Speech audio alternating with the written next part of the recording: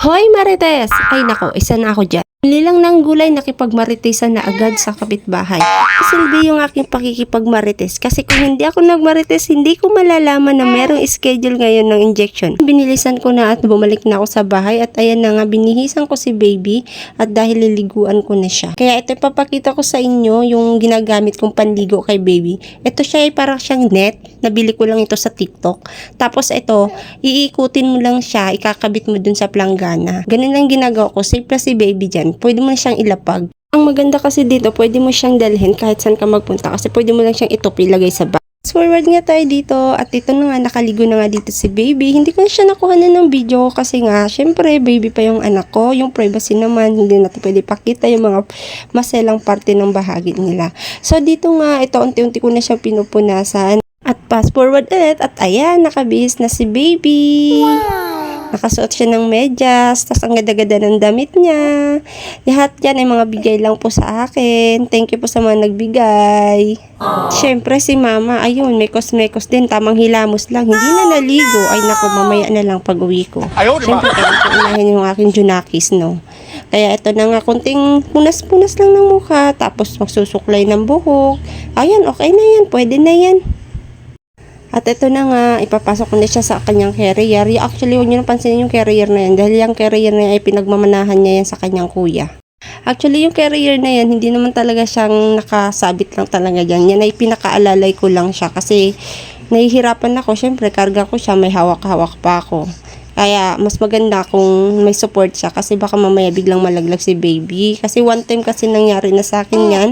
Nung dating nagbiyahe kami papuntang Manggahan, yung sa inasikaso namin na documents. Ay naku, nakatulog ako mga ante, putik na yan. Munti ka na malaglag si baby sa kamay ko. Siyempre, bagong tahi pa ako noon, may sugat pa ako noon, hirap ako maglakad. Tapos karga-karga pa si baby. Siyempre, antok din, hirap na. So, ito na nga, nakalabas na kami ng bahay pero napansin ko, wala pa palang sombrero si baby. Kaya nilagyan ko muna siya dito ng sombrero. Actually, yung sombrero na to, bigay din to sa akin ng kaibigan ko. Sobrang daming binigyan ng kaibigan ko. Hindi ko pa siya nakagawa ng vlog pero next time gagawan ko yung mga binibigay nila sa akin. Ang dami, sobrang blessed talaga. Alam mo yung kahit sa sobrang dami ng pinagdaanan ko, pero ang bait talaga ni Lord, sobra. Alam mo yun. Hindi ako pinabayaan ni Lord kahit papano. Sa sobrang dami ng pinagdaanan ko, binigyan niya ako ng mga taong sumusuporta sa akin, tumutulong sa akin, umuunawa sa akin. Sobrang thank you po Lord, talagang the best ka. Yung mga kagaya kong mga nahihirapan o may mga pinagdadaanan ngayon, ako wag kayong sumuko. Talagang pray lang, tapos alam mo yun, gumawa ka lang ng mabuti, talagang may balik sa'yo. Tayo dito sa paglalakad naman, ito nakasombrero si baby, ako nakapayong, para naman safe na kaming dalawa kasi medyo ambon-ambon pa kasi. Mainit siya pero may kunting ambon. Tapos ayan, nakikita nyo, kunti na lang malapit na kami makarating. Diyan sa may dulo, sa may court, nandyan na yung Barangay Health Center. Tapos ayan, nakarating na nga kami dito sa Barangay Health Center ng Habalera. Tapos ayan, merong nakangiti sa akin na babae. Ang tagal ko pang nakatitig sa kanya. Hindi ko kasi masyadong naano yung mukha niya. Tapos ayan, tingnan mo yung baby niya. Ang cute. Sobrang cute ng baby niya. Kung makikita yung baby niya, sige hulaan niyo kung kaninong baby to. O, ayan na, tingnan niyo. Sobrang cute niya. Oh, ang cute ng mukha. Sobrang cute niya. Tapos eto siya. Nahiya pa siya eh. Kauwi na nga kami sa bahay at hindi ko na nakuhanan ng video yung pagturok sa kanya kanina kasi malikot kasi siya pag tinuturukan. Kaya para sa safety niya, hindi na lang ako nag-video at hinawakan ko na lang yung pat kamay niya. Habang naglalakad nga kami kanina, ayan, dumaan na ako, bumili ako ng yellow kasi para ilalagay din sa binti niya. Kasi yung tinurok sa kanya guys, penta yun eh, nakakamalagnat yun, tapos namamaga yung binti mo.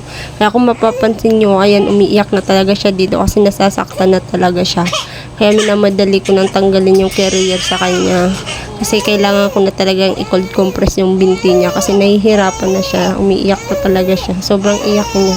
Ba naman ang turo ka ng 2 beses, hindi ka ba iiyak? Ang sakit talaga nun. Nabidyohan yung pagkuha ko ng yellow dito na nilagay ko sa binti niya. Basta ang nilagay ko po doon yung plastic. Lagyan ko yun ng yellow.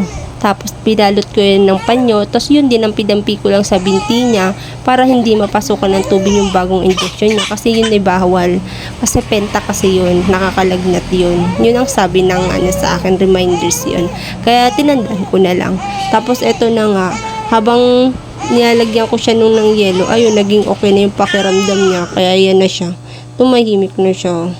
Nakakatuwa lang dito sa anak ko, hindi ko alam kung kanino nagmamana to, pero talagang unang turok niya dati, hindi siya nilagnat, hindi siya nagmaoy, as in wala, tahimik lang siya. Kaya ngayon, akala ko ganun pa rin ang mangyayari, pero natakot ako kasi pangalawa na siya, kaya yun, pinainom ko siya ng gamot, yung paracetamol na binigay sa akin ng barangay. Tapos eto, nakatulog na siya. Ang sarap na ng tulog niya, at least hindi siya nagmamaoy, pero nilalagdat siya dito. Dahil may lagnat siya, kaya every 4 hours nga ang inom niya ng gamot. Kaya naman, alam nyo na, puyat na naman ng ina. Kaya hanggang dito na lang guys. Thank you for watching.